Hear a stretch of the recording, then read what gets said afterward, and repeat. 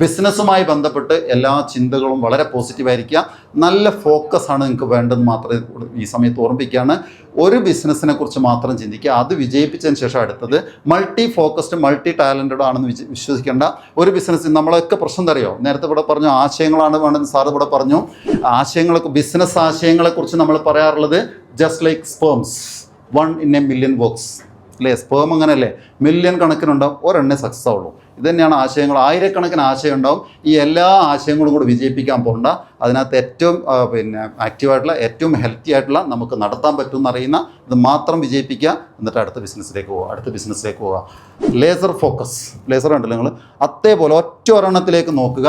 അത് മാത്രം വണ്ണപ്പിക്കാൻ ശ്രമിച്ചു കഴിഞ്ഞാൽ ബിസിനസ് വിജയിച്ച് പോകുന്നുള്ളതാണ്.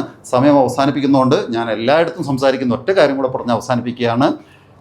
ഏത് ബിസിനസ് ആണെങ്കിലും, നിങ്ങൾ എന്തൊക്കെയാണെങ്കിലും, നിങ്ങൾക്കത് വിജയിപ്പിക്കണമെങ്കിൽ നിങ്ങളുടെ ഫാമിലി സെറ്റായിരിക്കണം. ഒരു സംശയമില്ല.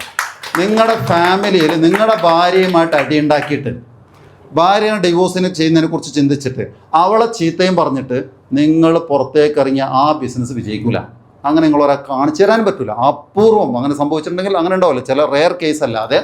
തിരിച്ച് ആ റൊമാൻസ് നിങ്ങൾ അവിടെ കീപ്പ് ചെയ്യുക. ആ റൊമാൻസ് കുട്ടികളും ഫാമിലിയും സെറ്റാണെങ്കിൽ, ഫാമിലി നിങ്ങൾ സെറ്റാക്കി വെച്ചാൽ നിങ്ങൾ തുടർന്ന എല്ലാ ബിസിനസ്സും പിന്നെ പൊന്നായി മാറും. ഒരു സംശയമില്ല.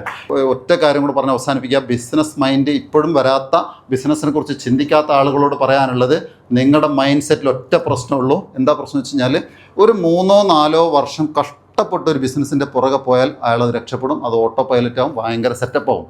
ഈ 4 വർഷം കഷ്ടപ്പെടാൻ മടിച്ചിട്ട് 40 വർഷത്തിന് മേലെ മറ്റൊരാളുടെ കീഴിൽ പണിയെടുക്കുക എന്നുള്ള എംപ്ലോയി മൈൻഡ് സെറ്റാണ് നിങ്ങളെ നശിപ്പിക്കുന്നത് എന്ന് മാത്രം ഓർക്കുക.